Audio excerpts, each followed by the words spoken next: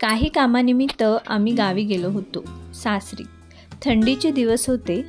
आमची लोलमांची सगळी कुटुंब एकत्र जमले होते. कोंबडी वड्यांचा बेत तर होताच, पण तेवढ्यातच मी आपलं सहजच म्हटलं, आपण पोपटीची पार्टी केली तर? आणि मग काय, सगळ्या दिरांनी शब्द लगेच झेलून धरला. परंतु संध्याकाळ असल्यामुळे सामानांची जमवाजमव करणं जरा कठीणच झालं. पण आपलं कोकण एवढं समृद्ध आहे की तिथे कशाचीच कमतरता नसते. आमच्या काकांनी भांबुर्डीचा पाला आणला, जो की पोपटीसाठी सगळ्यात महत्त्वाचा घटक. आणि भाऊ आणि अबी यांनी जाऊन मातीचं मडकं आणलं. नमस्कार, मी अपर्णा. आज मी तुम्हाला आमच्या कोकणातील पोपटी पार्टीबद्दल सांगणार आहे. सो व्हिडिओ शेवटपर्यंत पाहत राहा. इथे आपण पोपटीसाठी लागणारे पदार्थ तयार करत होतो. कांदा, टोमॅटो, मॅरिनेट केलेलं चिकन, दही, या सगळ्या पदार्थांची तयारी चालू होती. त्यानंतर मडक्याला थोडं तेलाचा हात लावून घेतला. त्यानंतर त्यामध्ये भांबुर्डीचा पाला टाकण्यात आला. तू टाक ना खाली, मी सांगतोय ना तुला. चव येते पण नंतर क्रेडिट म्हणायला घेतला. बसलोय मी टाइम लाव का बारीक त्या झाडा शेंगा सरळ झाडा टाक, बारीक झाडा आहे ना, आणला ना मगाशी. या भांबुर्ड्याचा पाला टाकण्याचं कारण म्हणजे त्याला एक ओव्यासारखा स्ट्रक्चर असतं, ओव्यासारखी चव असते. एक मस्त सुगंध आणि गंध आणि चव त्या पोपटीच्या पूर्ण पदार्थामध्ये मिक्स होते. त्यानंतर त्यामध्ये पावट्याच्या शेंगा टाकून, रॉ अंडी टाकून आणि चिकनचा एक थर, असं थरवरती थर लावत तो पूर्ण मडका आपल्याला पॅक करायचा असतो. थंडीच्या दिवसात पदार्थांची रेलचेल असते. पावट्याच्या शेंगा या थंडीच्या दिवसातच येतात आणि शेकोटीची मजा, या दोन्ही पूरक गोष्टी असल्याने पोपटीचा बेत आखणे हे शास्त्रच असते. पोपटी हा पदार्थ एक पारंपरिक पदार्थ आहे. विशेषतः रत्नागिरी, सिंधुदुर्ग आणि रायगड या ठिकाणी बनवण्यात येणारी ही स्पेशल डिश आहे. तसं बघायला गेलं तर पोपटी ही नॅचरल प्रोटीनचा सोर्सच आहे, स्वतःमध्ये एक परिपूर्ण पदार्थ.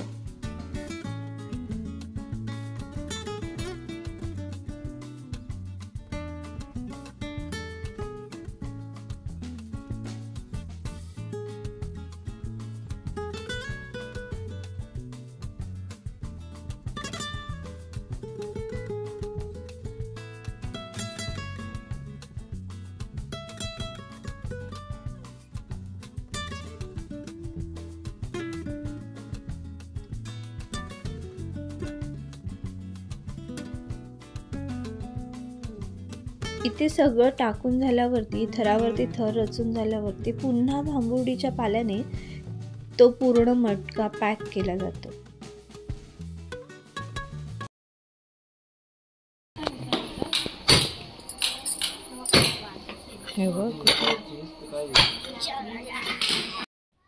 इथे जमिनीमध्ये थोडासा खड्डा खणून त्यावर मडकं उलटं घातलं जातं.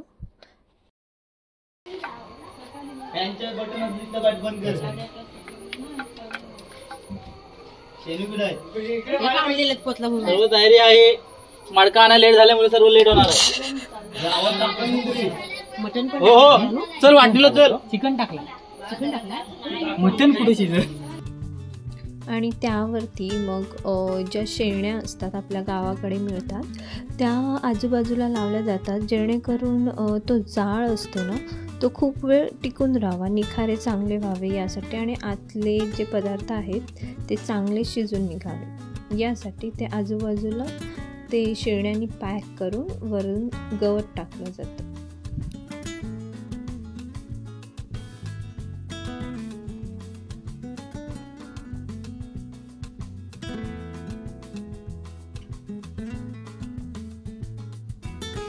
आणि गवत टाकून झाल्यावर शेकोटी पेटवली जाते आणि त्या शेकोटीच्या जाळ्यामध्ये आपली ही पोपटी छानपैकी शिजत असते.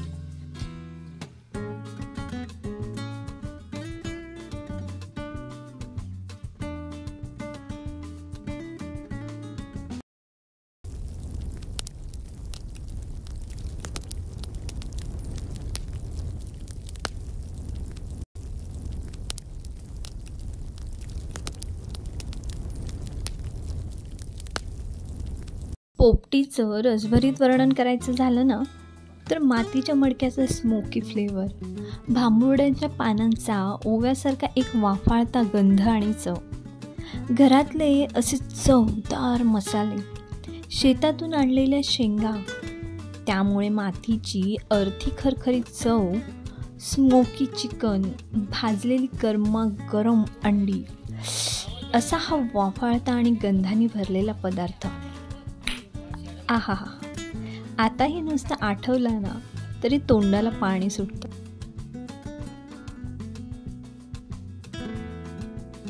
पोपटी हा एक नुसता पदार्थ नसून कुटुंब, शेजारी, मित्रमैत्रिणी यांना एकत्र आणणारा एक बहाणाच असतो. तुम्हीही कधी कोकणात गेलात आणि कोणी पोपटी पार्टीला इन्व्हाइट केलं तर नाही म्हणण्याची चूक अजिबात करू नका.